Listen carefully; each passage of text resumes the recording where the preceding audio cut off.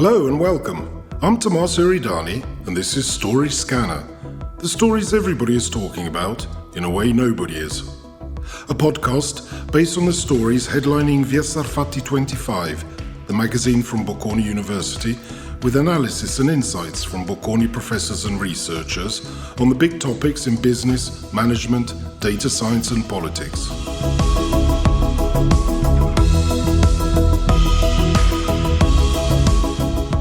In this episode, we're going to talk about mentoring, the art of supporting and encouraging people to maximize their potential, develop their skills, and become the person they want to be, and its application and relevance in today's business world. Those who have had the good fortune to have a mentor often remember the figure and the role in an almost mythological way. And in fact, it is to Greek mythology that we must go back to find the traces and origins of mentor, to whom in the Odyssey, Ulysses entrusts his son Telemachus on departing for the Trojan War. The goddess Athena then takes on the form of mentor to support Telemachus in his quest to search for and support his father. And because of mentors and then Athena's role in providing support and encouragement, mentor's name has been used to describe an experienced person who imparts their knowledge, counsel and wisdom to a less experienced person. Back in the real world, the role of the mentor has been established for centuries in such fields as the arts and craftsmanship. But only more recently have business people and scholars recognized the vital role mentors can play in the business world. The role of the mentor has now established itself as an important figure in company human resources, career development and counselling programs, and in recent years significantly in guiding budding entrepreneurs and start-uppers. Looking back, many leading entrepreneurs, from Steve Jobs to Jeff Bezos to Eric Schmidt, benefited from a mentor, and Mark Zuckerberg publicly thanked Jobs for mentoring him. And in this particular historical moment, mentors can play an important role in helping rediscover motivation and confidence after the difficult years of the COVID pandemic. Vincenzo Perrone, Professor of Leadership and Organizational Behavior at Bocconi, gives us some insight into the importance of mentoring in today's business world. Mentoring is not a new thing, as you have correctly reminded. It has always been useful to have a mentor who can stimulate and support your growth, both as a person and as a professional. Exactly what mentor did for Telemachus. A mentor is much needed when you are in the middle of a crisis, which is both a potential danger, but also an opportunity to act effectively and find a way through a difficulty. The post-pandemic world is a world in crisis. Last July, 4 million people have quitted their jobs in the USA, mostly in tech and healthcare. Many more have done the same in the following months and in other countries too. We now call this phenomenon the Great Resignation. It is a consequence of the pandemic, but it goes well beyond it. It signals that something is wrong in the relationship between humans and work, and it needs to be changed. A mentor can help a person addressing this challenge in a balanced and fruitful way. And she might also help companies retain their precious talents by doing so. Secondly, Western societies, and Italy in particular, are growing old and people spend more years working. Connecting experienced people with younger ones in a meaningful mentoring relationship, it is an effective way to reach two goals. First, to not waste the accumulated experience of the older members of the organization and make them feel valuable and important, and at the same time help a new generation of managers in developing their competencies faster and in a more reliable way. He has analysed the ideal characteristics of a good mentor and what is the essence of a positive mentor-mentee relationships. He gives us his leading tips. First, we should always remember that the mentorship relationship is a two-way street. The mentor makes as much from the relationship as the mentee. The relationship is therefore an exchange where experience, meets the freshness of a new look at the world and is enriched by it. To this end, curiosity, openness, and listening skills are essential for a good mentor, as it is crucial the capacity to build and maintain trust in the relationship with the mentee. Secondly, we should remember that the first enemy of a good mentor is their ego. You are not there to show how good you are, even in solving the mentee's problems, but to help the other party to express their best. The mentor should therefore be able to inspire without crushing, to suggest without inhibiting, to educate without commanding. A slight dose, and even more of, humility and a strong sense of humor will be of great help. Let me conclude by quoting the famous physicist Richard Feynman, who once said that science is the belief in the ignorance of the experts, meaning that you should always doubt received wisdom and be on the look for new evidence that might contradict or support what we already know. I believe that this attitude should also apply to the mentoring relationship. On the one side, the mentee should exploit the experience of the mentor. However, especially when the world around us changes at the speed of today, that very same experience could be useless or even dangerous in a different context. The mentee should then be willing and able to explore new solutions to new and old problems, and the mentor should be open to accepting those new ideas and learning. This is the best alliance we can think of between mentor and mentee.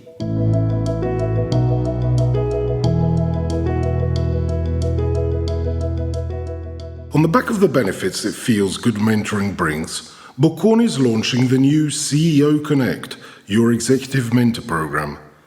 30 students enrolled in the Master of Science programs will each be teamed up with a top CEO who will help them become more aware of their professional aspirations and guide their mentees on the path to achieving their goals.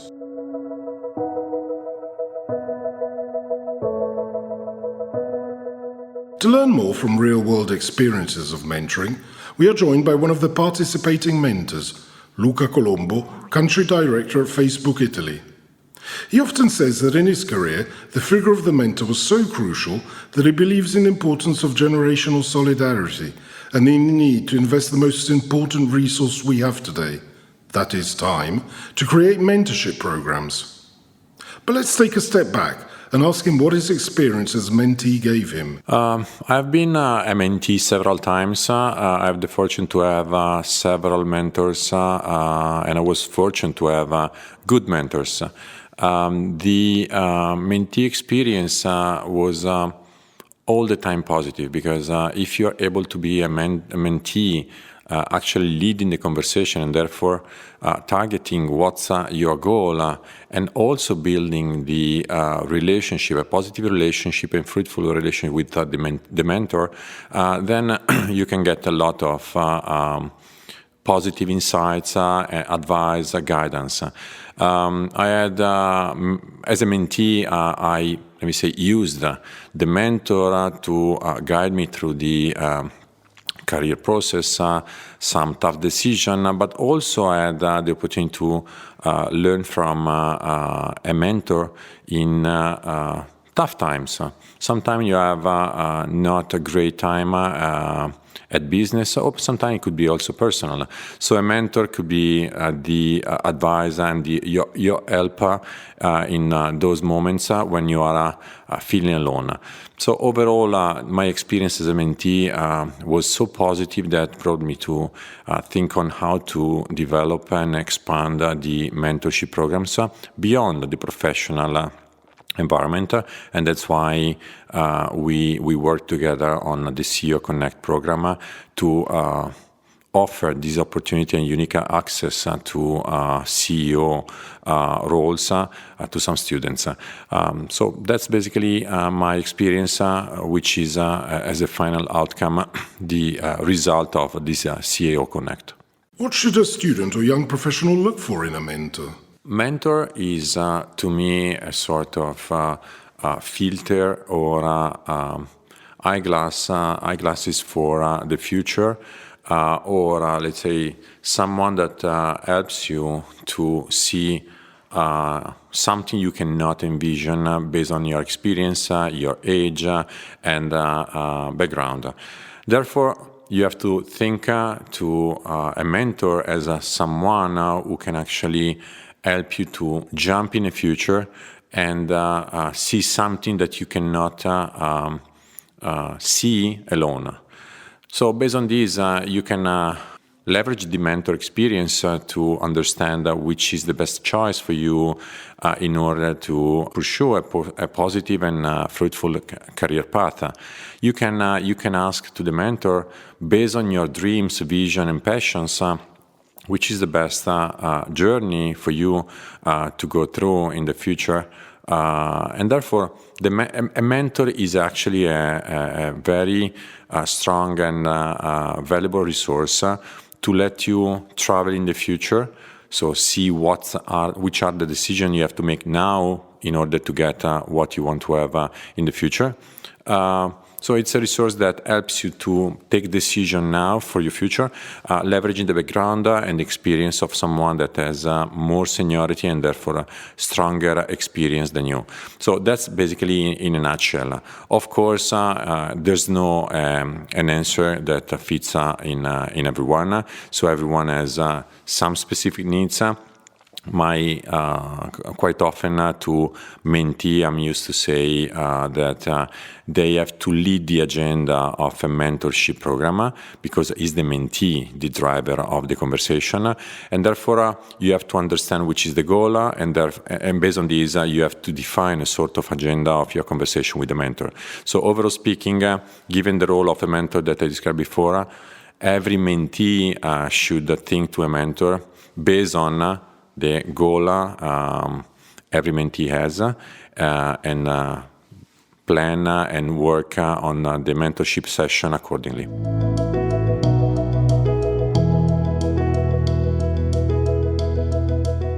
Another mentor in the program will be Bernadette Bevacqua, President and CEO of Henkel Italia. Bernadette, you graduated from Bocconi and often say that you joined Henkel in 1999 right after with an internship thanks to the career service of the university. Now you're the CEO of the same company. What is your secret? And as a mentor, would you recommend following your example? But for sure, maybe it sounds banal, but I would like to share with you what helped me in my career steps. And there were for sure passion, dedication, and authenticity. What do I mean with that? First of all, let me elaborate with do what you love most, because passion starts really doing what you love.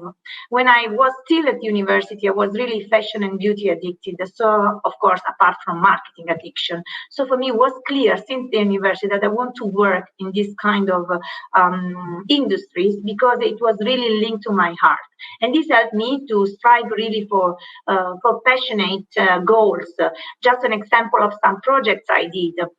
When I was a marketing manager of Schwarzkopf, I dealt with the fashion industry. So I did sponsorship of the Milano Fashion Week.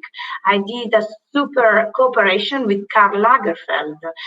So this is really helped me to be more passionate on my brand. As a second point for me that was really important is for sure be yourself. Let me just share with you an example. When I was in Germany, my boss at that time told me, you are so thin and small, you have to shout when you enter in a meeting to be heard, otherwise they will not respect you. And I was a bit shocked because it didn't really match with my characteristics. So I was like, should I shout to be heard? And then I realized that it was not my style. So I prefer to be myself and to be heard for what I was saying and not because I was shouting. Same when I took over the presidency of Henkel. My predecessor was a man, 62 years old, a very good manager, a bit more traditional than me. So, of course, the first night I was sleeping on and I was like, okay, why do they appoint me? Should I emulate him? What should I copy from his style? And then I realized, come on, if they decided to appoint me in this role because they realized that some personal characteristic of me are valid. So again, be yourself is the most important thing and secret for authenticity. And last but not least, listen and be always curious. I think there is no moment in life, no moment in your career that you can learn. Learning is a never-ending process. And I think the most important decision of my life, and especially my professional life, come from open and sincere discussion with all people of all levels. And just to conclude, I think that being at the right place with the right competence and at the right moment is really important. So I think a bit of luck is always a key success factor. In an interview, you talked about how obstacles don't scare you, they motivate you, even when you have to deal with other leaders. I am what I say and what I do, you said. What obstacles should young people prepare themselves to face at the beginning of their career path? I think that the first really challenge that all of us have is how to turn obstacles into opportunities. So let's start and elaborate on my first secret that I gave you before. Do what you love. First, learning. Sometimes you will do also something that you don't like. Sometimes you will meet also people that will not like you. So what I want to say is that we have really to be open to hear a lot of no many times. And I think that this is also a learning important point because it will help us to broaden our creativity and will be also part of motivation. Another important point is that sometimes under time pressure, execution, even perfect execution, will be much more automatic. What I challenge all of you is always to keep with you the entrepreneurship. So your personal KPIs to add to each single project. This will make you really yourself. So be proactive and innovative in all you do.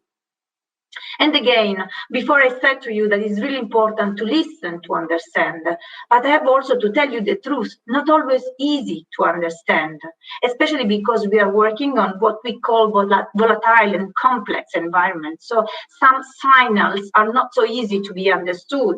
So be resilient, have great flexibility. And on top, we are living on a diverse environment that for sure is a plus, but also is an obstacle to be understood. And not only I'm talking about gender diversity, but of course I'm talking also about different culture, different age group you will be confronted with. So be open sometimes to have some difficulties to understand.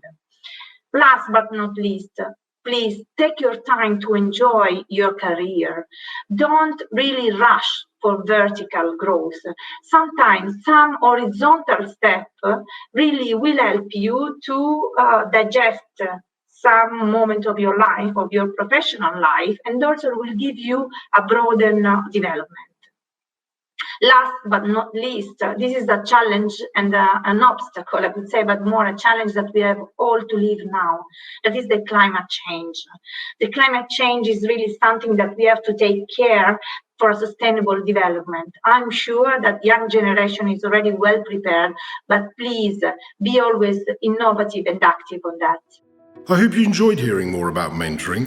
You can read more in the new issue of Via Sarfatti 25 magazine and also about other topics with opinion, research and insights from Bocconi professors and researchers. I'm Tommaso Eridani and I hope you'll join me again for the next episode of Story Scanner.